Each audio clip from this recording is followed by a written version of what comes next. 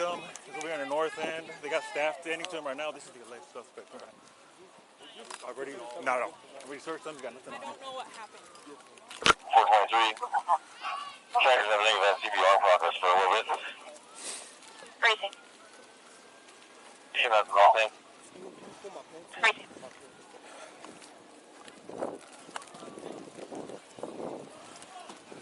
Side over here or side?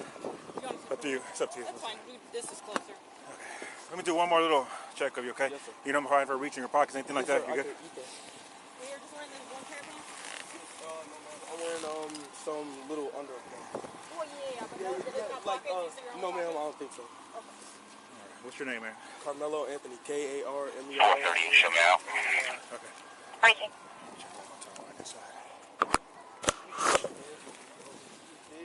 Have a seat here real quick, man. I'm not alleged, sir. I did it. 6 words. Caught on a live police body camera. Spoken by a 19-year-old in handcuffs. Seconds after a classmate died on a track field in Frisco, Texas. For over a year, the public heard about those words.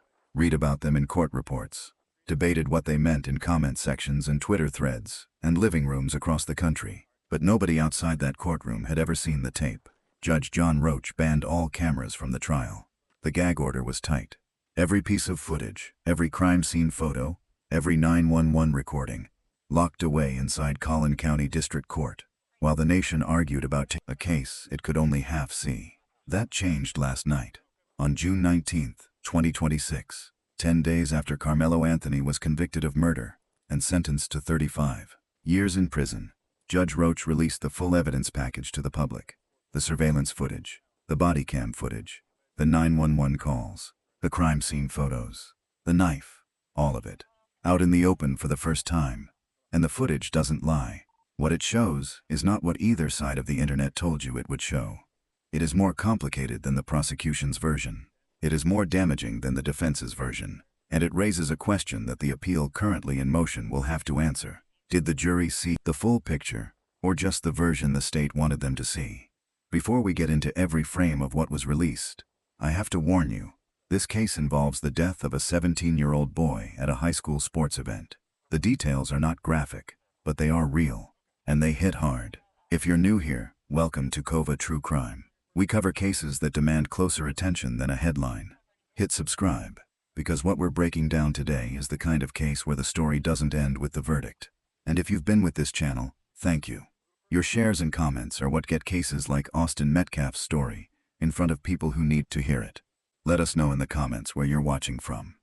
Now, let's talk about what that tape actually shows, because the footage doesn't lie, and we are going through every second of it. April 2nd, 2025. David Kuykendall Stadium, Frisco, Texas. It is a Thursday morning, and the Frisco Independent School District is hosting a high school track and field championship. Multiple schools are competing. Hundreds of student athletes, coaches, and parents fill the stadium. It is routine. It is supposed to be routine. Austin Metcalf is there. He is 17 years old, a junior at Frisco Memorial High School, a varsity football player, a twin. His brother Hunter is right there with him that morning, competing at the same meet. Austin carries a 3.97 GPA. He is the kind of kid who shows up to a Thursday morning track meet and doesn't think twice about it, because Thursday morning track meets are just part of his life. Karmelo Anthony is also there. He is 17, a student at Frisco Centennial High School, a rival school. He has a 3.7 GPA. By all accounts, both of these are good students at different schools who have no prior history with each other. No beef. No prior incidents. Investigators would later confirm they had never met before that morning. Then the weather turns. A severe thunderstorm rolls in fast, the kind of storm that is specific to North Texas spring. The sky drops, the wind picks up, and heavy rain starts hammering the track. The meet goes into a weather delay. Athletes can't stay on the field. They need cover immediately. The stadium has pop-up canopy tents positioned along the bleacher sections, one for each school's team. Small, basic structures, 4 metal poles, a canvas roof. Under normal conditions, each tent holds its own team comfortably. Under a heavy weather delay, with every athlete in the stadium suddenly looking for shelter, those tents become cramped fast. Karmelo Anthony ends up under the Memorial High School tent, not his school's tent, the rival school's tent. He sits on the metal bleachers with his backpack in his lap, waiting out the storm. This is where it starts. Witnesses would later testify that memorial students began noticing Anthony was in their designated area. Words were exchanged. The atmosphere inside that tent, packed, loud, rain hammering the canvas overhead, was already tense before a single direct confrontation happened. And then, Austin Metcalf and his twin brother Hunter approach Anthony directly. They tell him he needs to leave. What happens in the next 2 minutes determines everything that follows.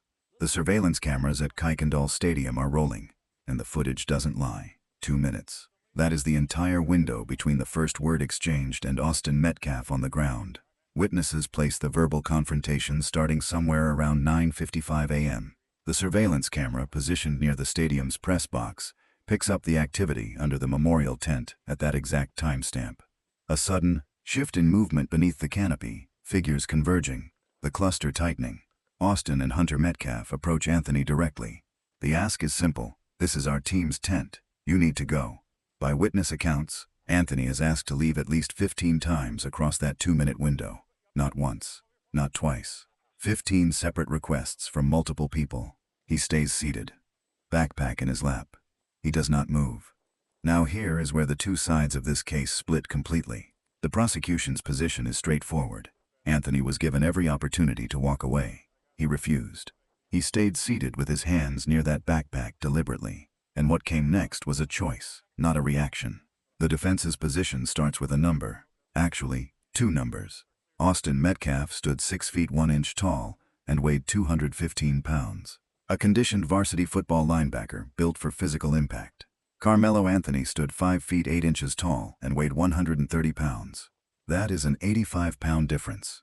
In regulated combat sports, that gap alone disqualifies a matchup. And Anthony wasn't on a field with a referee. He was on metal bleachers, boxed in at his back, with a wall of rival athletes in front of him, and a heavy storm sealing off any easy exit behind him. The defense argued from day one that Anthony wasn't being stubborn.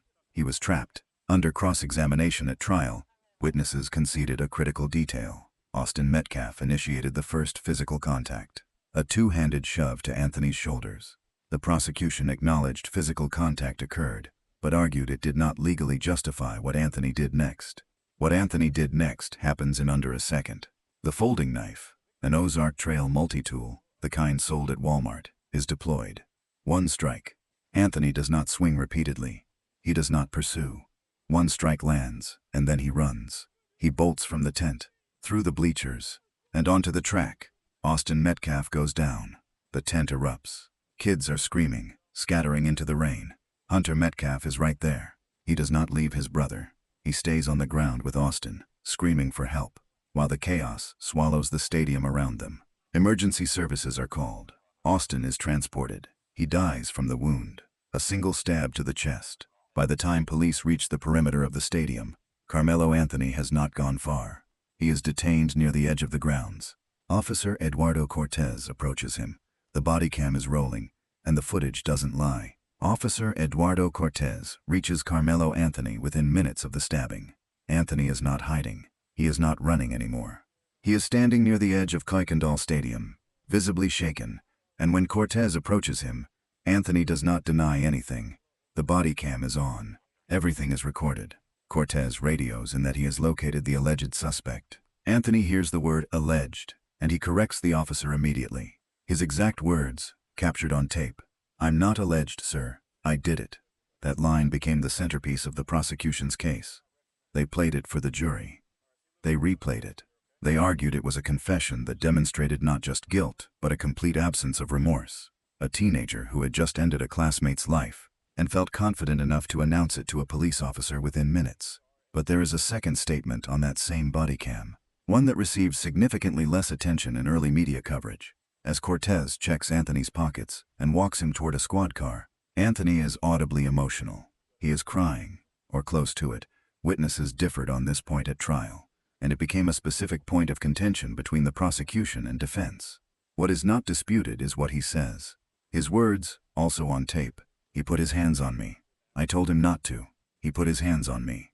2 statements, same tape, same 2 minutes, and they point in completely opposite directions.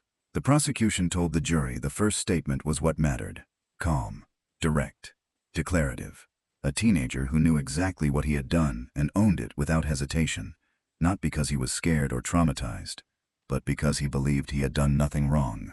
They argued that confidence was not the reaction of someone who acted in panic. It was the reaction of someone who had already decided before the knife came out that this was where the confrontation was going. The defense told the jury the second statement was what mattered. Anthony wasn't bragging. He was explaining. He said, "I did it," because in his mind, there was no ambiguity about the physical reality of what happened. He was not going to lie to a police officer standing 3 feet in front of him, but the reason he did it was sitting right there in the second statement. He was physically assaulted first. He said so immediately, before he had time to construct a story, before an attorney was anywhere near him, before he understood the full legal weight of the moment he was in. That kind of immediate, unrehearsed statement is exactly what genuine self-defense responses look like, the defense argued. There is one more detail from the bodycam footage that did not make it into most early coverage. Anthony does not ask about Austin Metcalf. He does not ask whether Austin is okay. He does not ask what is going to happen next. He repeats the same statement. "He put his hands on me," as officers put him in the police vehicle. Whether that reads as tunnel vision from shock, or as the response of someone who felt entirely justified, is a question the jury ultimately had to answer. On June 9, 2026, after 2 hours and 20 minutes of deliberation, they answered it. But before we get to that courtroom, if you are not subscribed to Kova True Crime, right now is the time. This case does not end with the verdict. There is an appeal in motion, new footage now public, and we are breaking down every piece of it in this video. Hit subscribe so you don't miss what comes next. The footage doesn't lie, and we are just getting started. Here is something that got buried under the weight of the verdict. For the entire duration of the Karmelo Anthony murder trial, from jury selection on June 1, 2026, through sentencing on June 9, not a single camera was allowed inside Collin County District Court. No news cameras, no live stream, no courtroom footage of any kind. Judge John Roach issued that order early and held it firm. And his reasoning was direct.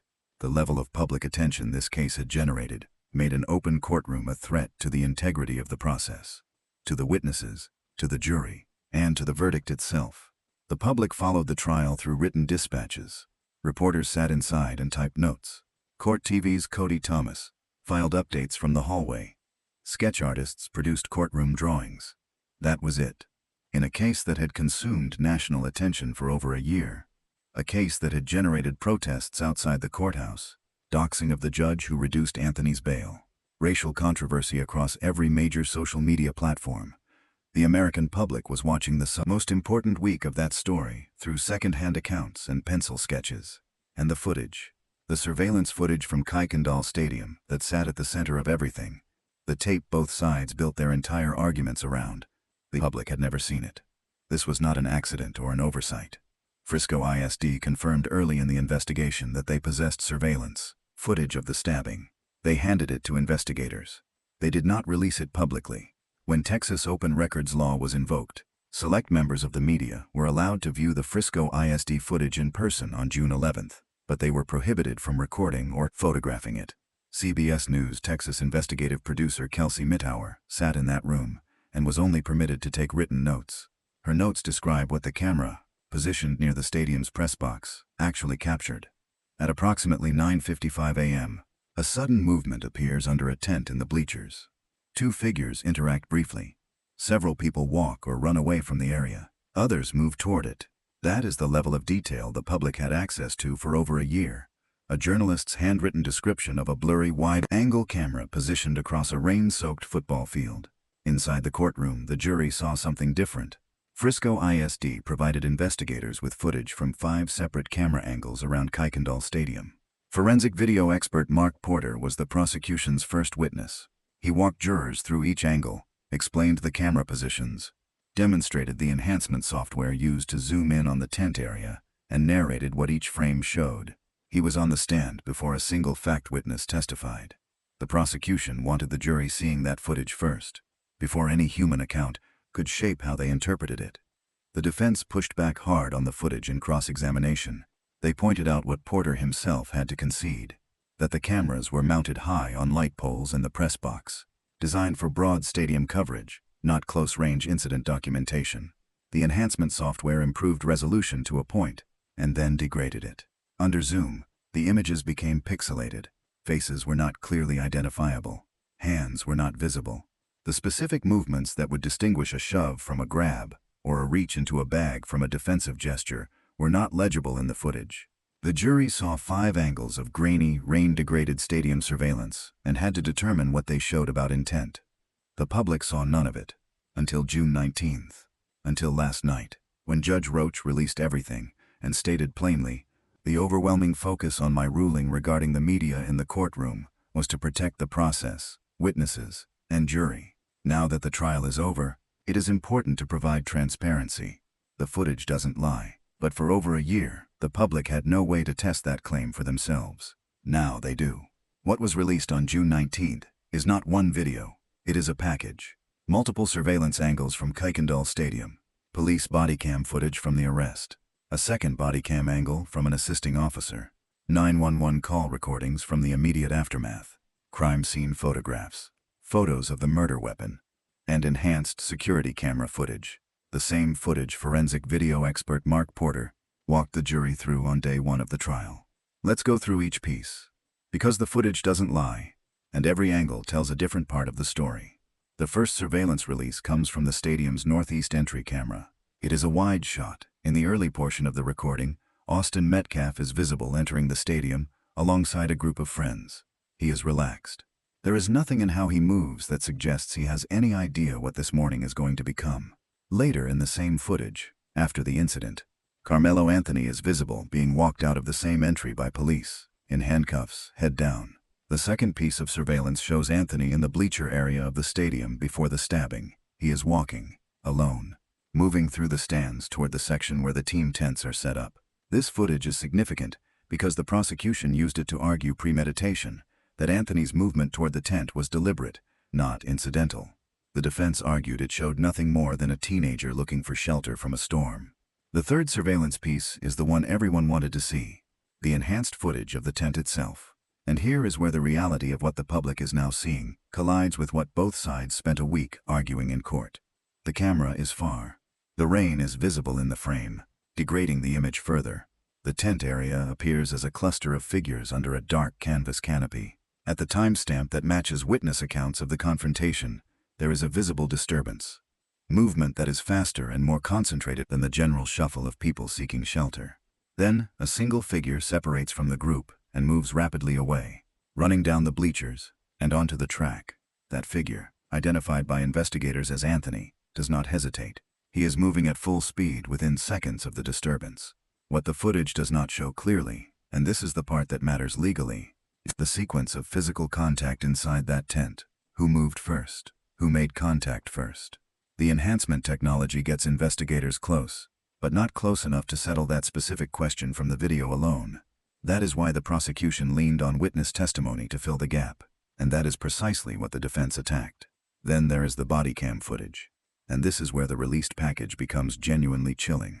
The first angle, Officer Cortez's camera, captures Anthony in the moments immediately after his arrest. His hands are cuffed behind his back. There is visible redness on his left hand. An officer checks his pockets, asks for his name, his school, his grade.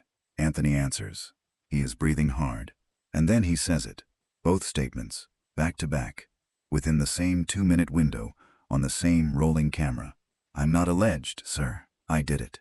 And then, "He put his hands on me. I told him not to. He put his hands on me." The second body cam angle, from the assisting officer, captures Anthony being walked toward a squad car. In this footage, his emotional state is more visible. He sounds, by multiple accounts, like he is sobbing. The same words, the same claim, repeated without prompting.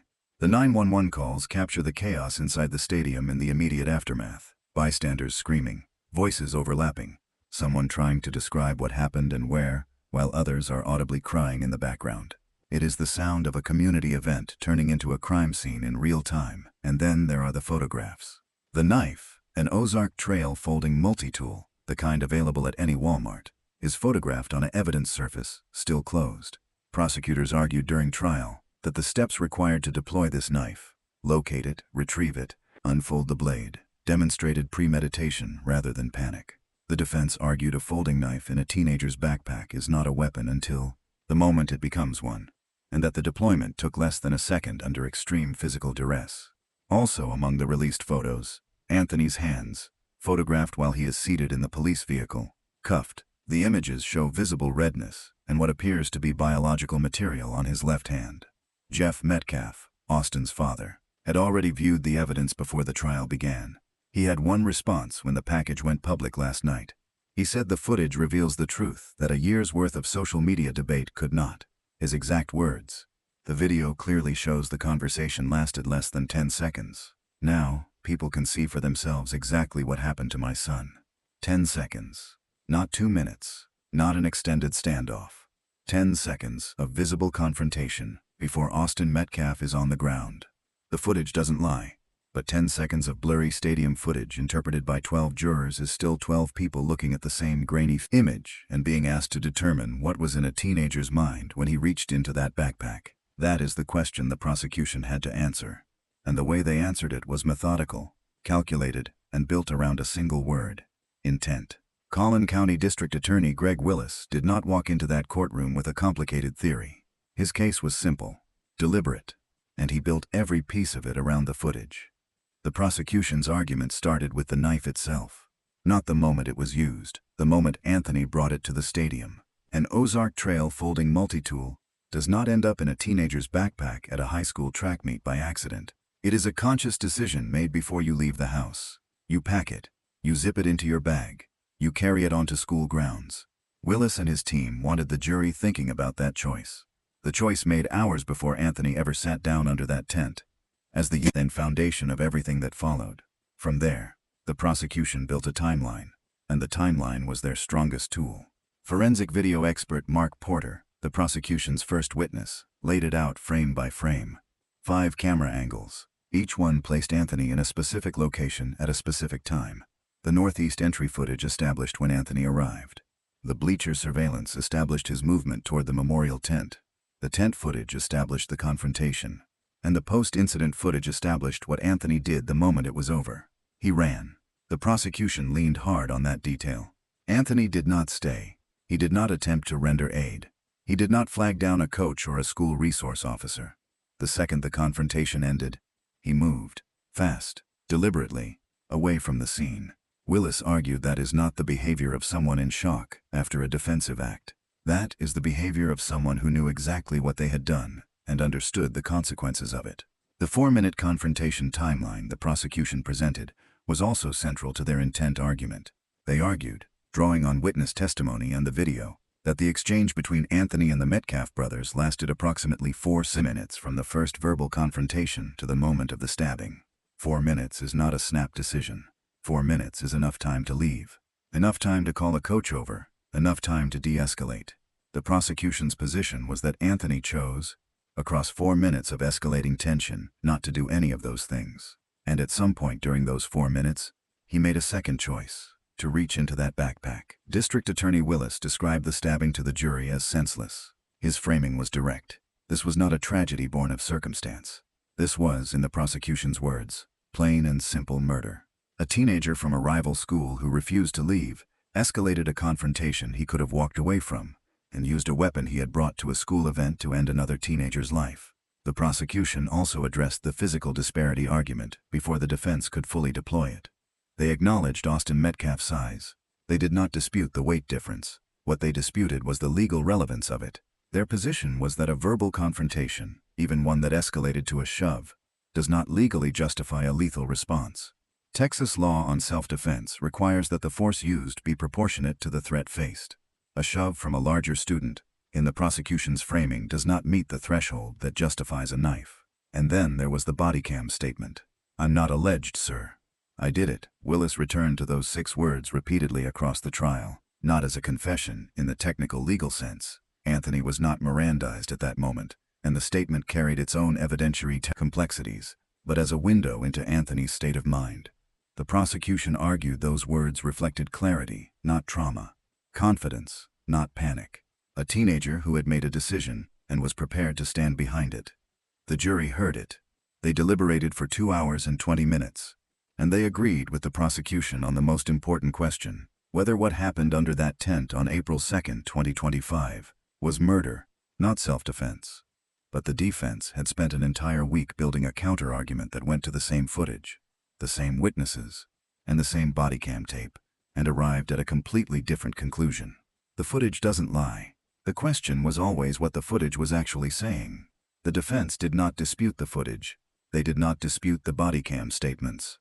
They did not dispute that Karmelo Anthony stabbed Austin Metcalf on the morning of April 2, 2025. What they disputed was what all of it meant, and their argument started with the number 85.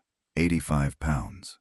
That is the weight difference between Austin Metcalf, 6 feet 1 inch, 215 pounds, the varsity football linebacker, and Karmelo Anthony, 5 feet 8 inches, 130 pounds. The defense put those numbers in front of the jury and let them sit, because before any legal argument about self-defense thresholds or proportional force, they needed the jury to physically picture what that confrontation looked like from Anthony's position. You are 130 pounds. You are seated on metal bleachers. Your back is against the bleacher structure behind you. In front of you is a crowd of athletes from a rival school, most of them bigger than you, none of them friendly. The rain outside the tent is heavy enough that moving into it means pushing through a wall of hostile bodies first. And now the largest person in that tent, a conditioned athlete who outweighs you by 85 pounds, is standing over you, demanding you move, and then puts both hands on your shoulders and shoves you. The defense argued that in that specific physical environment, with those specific numbers, Anthony's response was not disproportionate. It was survival. They brought the witnesses back. The same students the prosecution had used to establish that Anthony refused to leave 15 times. The defense asked them different questions. Under cross-examination, those witnesses confirmed what the prosecution had not emphasized in their direct examination. Austin Metcalf made the first physical contact, a two-handed shove. Anthony did not swing first. He did not reach for the backpack before physical contact was made. The physical confrontation was initiated by Metcalf. That sequencing mattered enormously to the defense's legal argument. Texas self-defense law, and the defense walked the jury through the exact statutory language, does not require that a threat be lethal before a defensive response is justified. It requires that a person reasonably believe force is immediately necessary to protect themselves against another person's use of unlawful force. The defense argued that a 130-pound teenager, physically cornered, shoved by a 215-pound athlete in a hostile environment, had every reasonable basis to believe he was in immediate danger of serious harm. The defense then turned to the prosecution's centerpiece, the body cam footage, and reframed it completely. They played the second statement, not just once. He put his hands on me. I told him not to. He put his hands on me. The defense pointed out the timing of that statement. It was made before Anthony had spoken to an attorney, before he understood the full legal weight of the moment, before his adrenaline had dropped. That kind of immediate, unprompted, unrehearsed statement is not the language of someone constructing a defense. It is the language of someone explaining what just happened to them. The defense argued it was the most honest thing Anthony said that morning precisely because he had no time to think about it.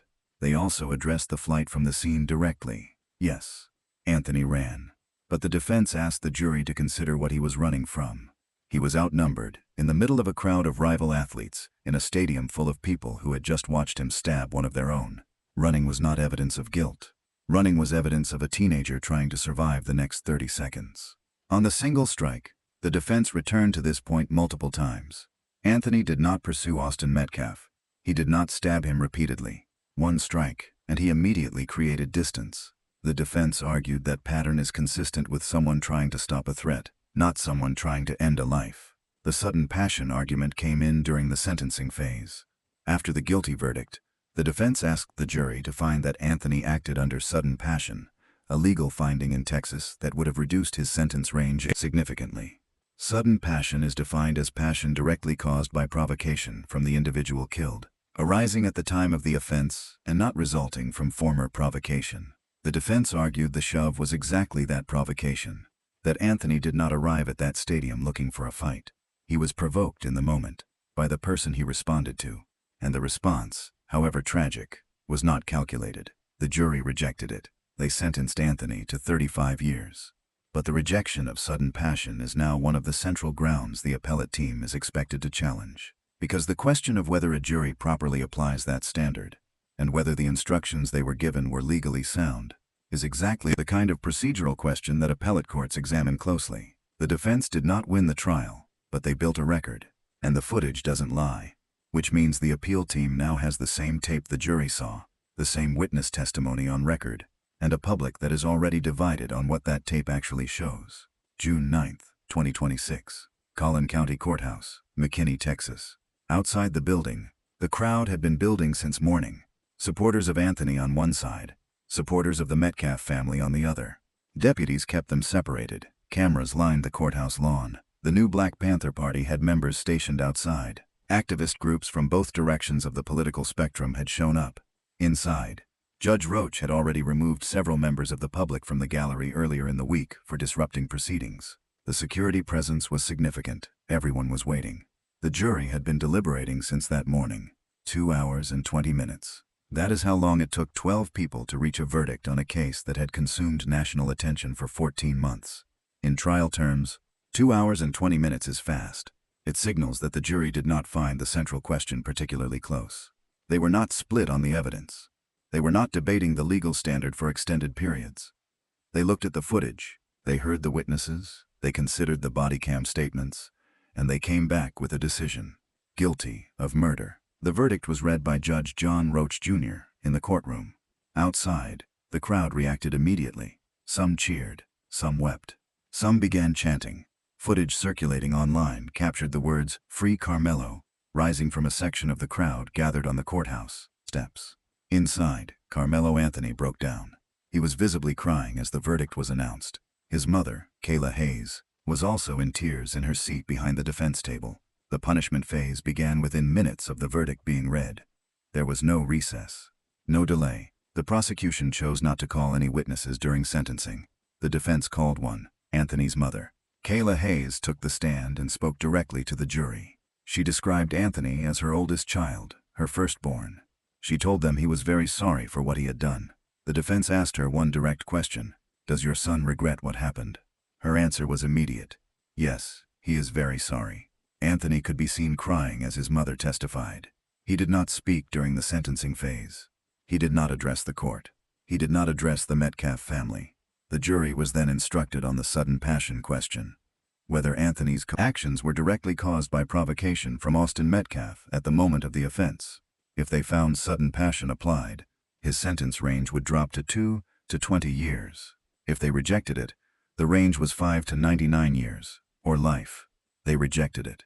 After approximately 2.5 hours of deliberation on the sentence, the jury returned with a number: 35 years. Karmelo Anthony, 19 years old at the time of sentencing, will serve a minimum of 17.5 years before he is eligible for parole. He will be in his mid-30s when that eligibility arrives. If it arrives. Then the Metcalf family spoke. Hunter Metcalf walked into that courtroom for the first time. He had not been present during the trial itself. He appeared for sentencing, and he delivered a victim impact statement addressing Anthony directly. Austin's parents also spoke. Both addressed Anthony from the stand. The specifics of what they said have not been fully released publicly, but witnesses in the courtroom described the statements as devastating. A family who lost a son and a twin brother at a high school track meet on a Thursday morning, standing in a courtroom 14 months later, looking at the person responsible and speaking directly to him. There are no winners at the end of a case like this. Austin Metcalf is dead at 17. Hunter Metcalf lost his twin brother on a Thursday morning at a track meet and will carry that for the rest of his life. Karmelo Anthony is 19 years old and facing the next 17.5 years in a Texas prison, minimum.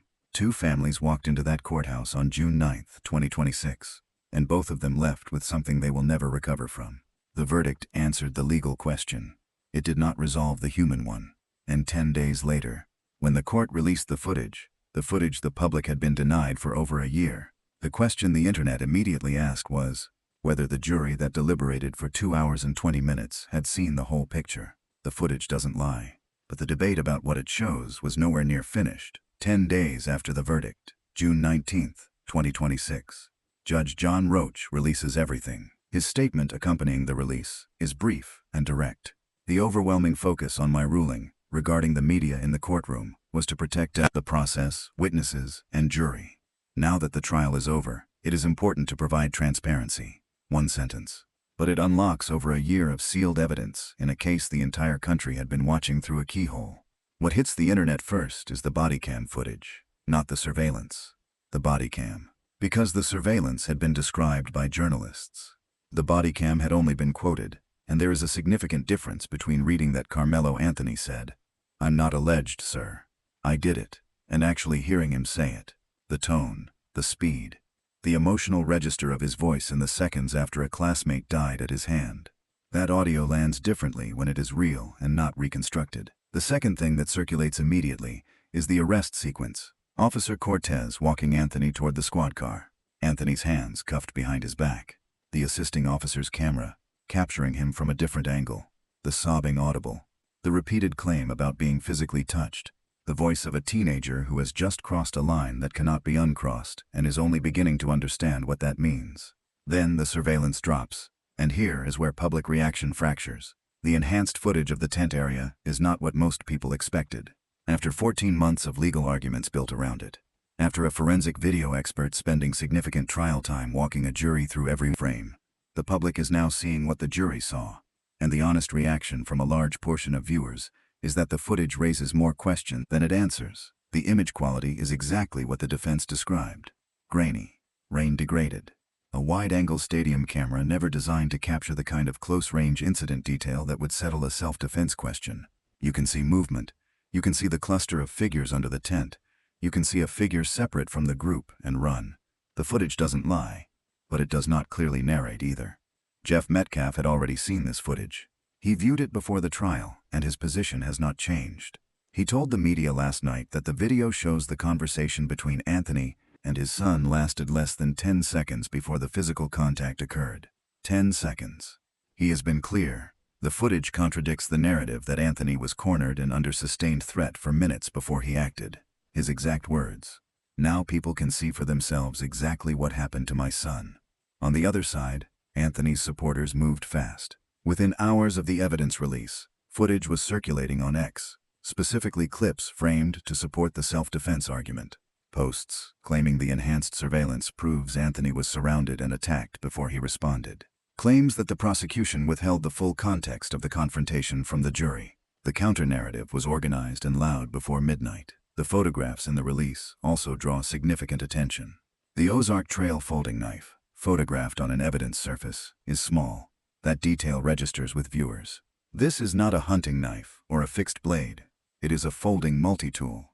The prosecution's argument that retrieving and deploying it demonstrated premeditated intent is a harder sell, visually, when the public can see the actual object. Whether that visual reality changes any legal outcome is a separate question, but it shapes the court of public opinion heading into the appeal. The 911 calls are the hardest material in the release to process. Not because of graphic content. They do not contain graphic content, but because of what they sound like. Teenagers. Panicked. Screaming. Trying to describe what just happened at a school track meet to a 911 dispatcher, while the chaos is still unfolding around them. That audio does something that legal arguments and court documents cannot do. It puts you in the stadium. It removes the clinical distance that 14 months of courtroom coverage had built around this case. You are not reading about a confrontation under a tent anymore. You are hearing the aftermath of it in real time. By late last night, every major outlet had published their breakdown of the released evidence. Fox News, CBS, NBC, ABC, News Nation. The coverage is not unified. Depending on which outlet you read, the footage either confirms the prosecution's narrative or raises serious questions about whether the jury had sufficient evidence to reject the self-defense claim. The footage doesn't lie, but in a case this polarized, what people see in it is shaped by what they already believe. There is one thing, however, that the release settles regardless of where you stand on the verdict. The public can now see exactly what the jury was asked to evaluate. Not a description of it, not a journalist's notes. The actual footage, the actual audio, the actual evidence. And the question of whether 12 people, looking at that material in a Collin County courtroom, made the right call, that question is now open to everyone, including the appellate court that Karmelo Anthony's legal team is already petitioning. The footage doesn't lie, but the fight over what it proves is only just beginning. Karmelo Anthony filed his notice of appeal before the ink was dry on the sentencing. That is not unusual. In high-profile murder convictions, defense teams routinely file notices of appeal immediately following sentencing to preserve their client's right to challenge the outcome. Filing the notice does not overturn the verdict. It does not suspend the sentence. Anthony is in custody. He is serving his time. What the notice does is open the door to a formal appellate review, a process that will now run parallel to the public debate that last night's evidence release has reignited. What the appeal is actually built on matters, and the grounds Anthony's legal team has signaled are specific. The first area is jury selection. Defense attorneys have indicated they intend to raise constitutional questions around the jury selection protocols used during the trial. Collin County summoned roughly 600 potential jurors for the first day of selection alone, an extraordinary number reflecting the extraordinary public attention on the case. The defense is expected to argue that seating an impartial jury in a case this saturated with pretrial publicity was structurally compromised from the start, that the pool of people who had not formed opinions about Karmelo Anthony before stepping into that courthouse was, effectively, vanishingly small. The second area is the sudden passion rejection. This is the ground with the most legal traction. The jury was instructed on sudden passion during sentencing and rejected it, which dropped Anthony up into the standard murder sentencing range and produced the 35-year outcome. The defense is expected to argue that the jury instructions on sudden passion were either legally insufficient or improperly applied. If an appellate court agrees that the sudden passion standard was misapplied, it does not automatically overturn the murder conviction, but it could send the sentencing phase back for reconsideration.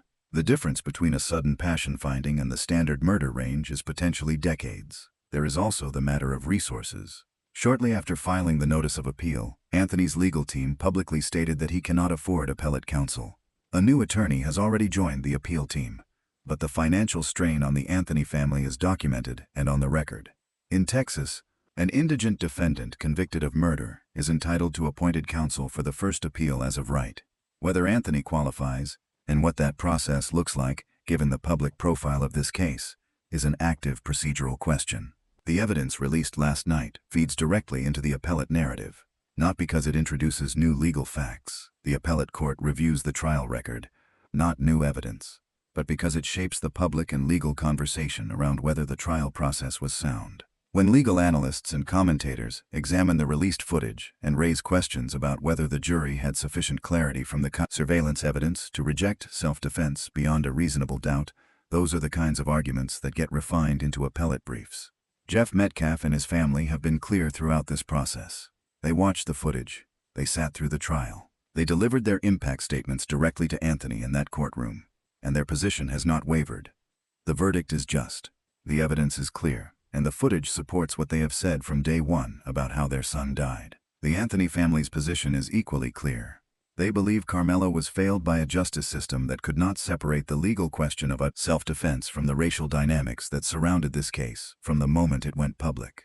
Dominique Alexander of the Next Generation Action Network, who served as the family's spokesperson throughout, has indicated the appeal is being pursued with full commitment. The racial dimension of this case cannot be separated from its public history, and it will not disappear from the appellate conversation. From the moment the case went viral, a black teenager and a white teenager, a stabbing, a self-defense claim, a Texas courtroom, the coverage fractured along predictable lines. A participant in the January 6 Capitol attack led a protest at the stadium weeks after Metcalf's death under the banner of a white nationalist group. Counter-protesters showed up. The judge who reduced Anthony's bail was doxxed. The case became a vessel for every existing fault line in American public life, and the verdict did not close that chapter. Last night's footage release reopened it. What comes next is a process measured in years, not weeks. The appellate review of a first-degree murder conviction in Texas is not fast. It is procedurally methodical. It will move through the courts while Anthony serves his sentence, and while both families try to build whatever version of a life is available to them after a Thursday morning track meet in Frisco tore both of their worlds apart. Austin Metcalf was 17 years old. He had a 3.97 GPA.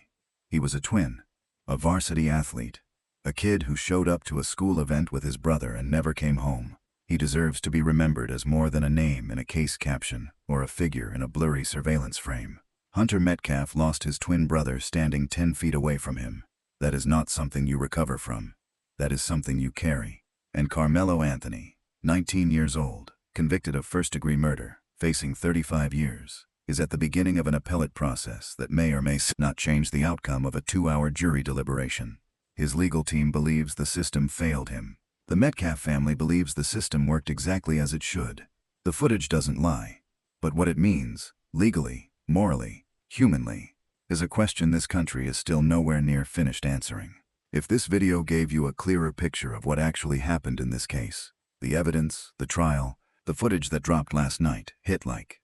It costs you nothing, and it puts this directly in front of people who are still trying to understand what they are seeing. Subscribe to Kova True Crime if you are not already here. We cover the cases that demand more than a headline. And share this, because Austin Metcalf's story and the questions this footage raises deserve more than 30 seconds of scroll. We will be watching the appeal. We will be back when it moves.